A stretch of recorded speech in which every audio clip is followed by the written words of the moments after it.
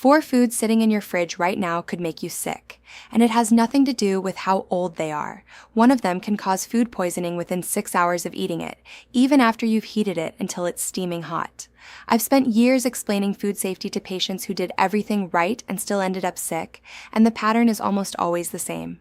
It's not the food, it's the gap between cooking it and cooling it. In this video, I'm going to show you the 4 foods where reheating goes wrong, why your risk changes after 60, and exactly how to store and reheat each one safely. But first, if you care about staying healthy and independent after 60, subscribe and turn on the bell. And tell me in the comments, which of these 4 foods do you reheat the most? I read them all. Why this matters more after 60. Here's what a rushed appointment never has time to explain. As we age, our immune system responds more slowly to bacteria and toxins. Our stomach acid, which is one of our main defenses against foodborne bacteria, naturally weakens. And if you're managing diabetes, kidney disease, or you're on medications that affect your gut, a mild bout of food poisoning in a 30-year-old can turn into a hospital stay in someone over 60. That's not meant to scare you. It's meant to explain why the 4 foods I'm about to cover deserve real attention. Not because they're exotic, but because they're the ones sitting in almost every fridge in the country. 1. Rice is the food most likely to make you sick after reheating, and the reason has nothing to do with the reheating itself. Here's the mechanism, in plain terms. Raw rice can carry dormant spores of a bacteria called Bacillus cereus. Cooking doesn't kill these spores. Think of them as seeds that survive the fire. If cooked rice sits out at room temperature for too long, those spores wake up, multiply, and produce a toxin. And here's the part that should worry you. That toxin is heat stable. Reheating your rice, even until it's piping hot, will not destroy it. The CDC estimates Bacillus cereus causes roughly 63,000 cases of foodborne illness every year in the United States, and symptoms, nausea, cramping, vomiting, can start in as little as 6 hours. What to do? Cool cooked rice within 1 hour of cooking, refrigerate it promptly, and eat leftovers within 24 hours. That guidance comes from the UK's Food Standards Agency. When reheating, make sure it's steaming hot all the way through, not just warm on top. If rice sat out on the counter for more than 2 hours, the safest move is to throw it out. No amount of reheating fixes it.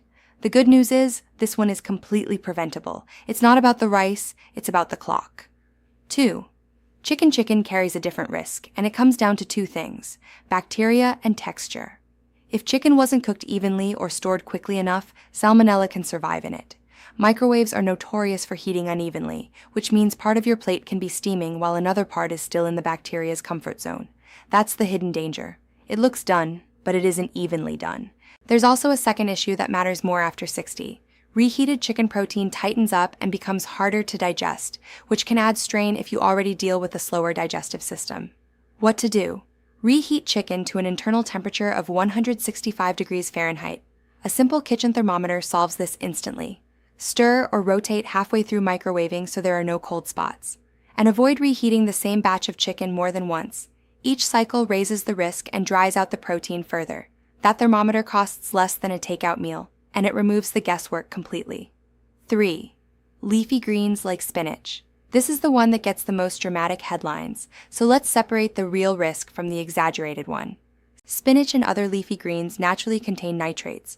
Under certain conditions, mainly when cooked greens sit out at room temperature for many hours, those nitrates can convert into nitrites, and nitrites can further convert into compounds called nitrosamines, which are the substances linked to cancer risk in some food safety research.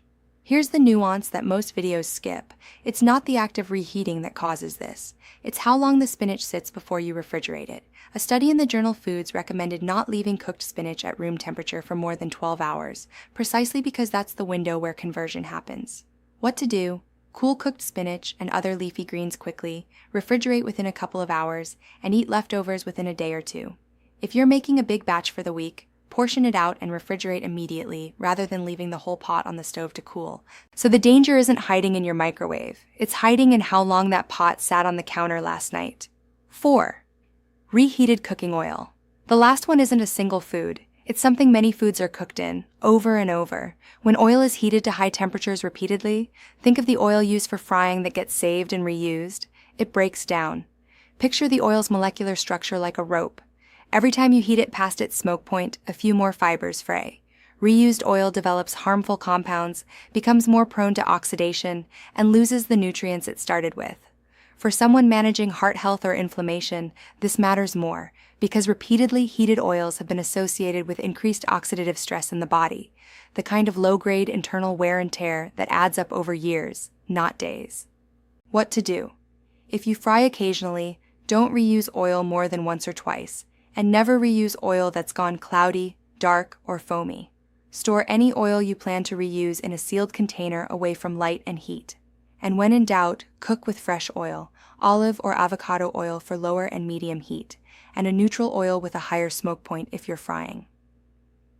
A story that captures why this matters.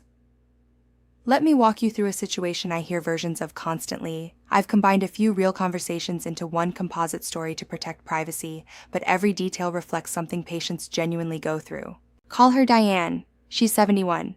Her biggest fear wasn't food poisoning. It was losing a week of independence to a stomach bug that landed her in urgent care, right when she was managing her blood pressure medication and trying to stay steady on her feet. She'd been making a big pot of rice on Sundays and eating from it all week, leaving the pot on the stove to cool overnight before refrigerating it. When we talked through her routine, that overnight cooling window was the piece nobody had ever mentioned to her. She started portioning rice into shallow containers right after cooking, refrigerating within the hour, and using a thermometer for chicken. Within a few weeks, nothing dramatic happened, which was exactly the point. No more days lost to stomach upset. No more guessing whether last night's dinner was still good. 2 years later, she still eats rice and chicken weekly. The only thing that changed was the clock, not the food. A quick safety note. If you take blood thinners, diabetes medication, blood pressure medication, or medicine for your heart, talk with your doctor before making major diet changes, and never stop a prescription on your own. This video is for educational purposes only. Always consult your doctor about your specific health situation. Here's what to do tonight. 1. Set a timer on your phone for 1 hour after you finish cooking rice, chicken, or spinach. When it goes off, refrigerate leftovers immediately. 2. Move a kitchen thermometer to the front of a drawer so it's easy to grab next time you reheat chicken. 3. Check your fridge right now and toss anything cooked more than 4 days ago. 4. Switch to shallow, wide containers for leftovers instead of deep pots. They cool faster and more evenly. 5. If you have leftover frying oil sitting on the counter, smell and look at it before reusing it. If it's cloudy, dark, or smells off, pour it out. None of these take more than a minute, and together they close almost every gap that causes food poisoning at home. Closing. The danger was never the microwave. It was the hours before you ever pressed reheat. Rice, chicken, spinach, and reused oil each have one simple habit that keeps them safe, and now you know all 4. After 60, a little more caution in the kitchen buys you a lot more independence down the road. But there's one more thing almost nobody talks about. The foods people think are safe to leave out all day because they don't look like meat or dairy. I made a video explaining exactly that. I'll put it right here. I'll see you there.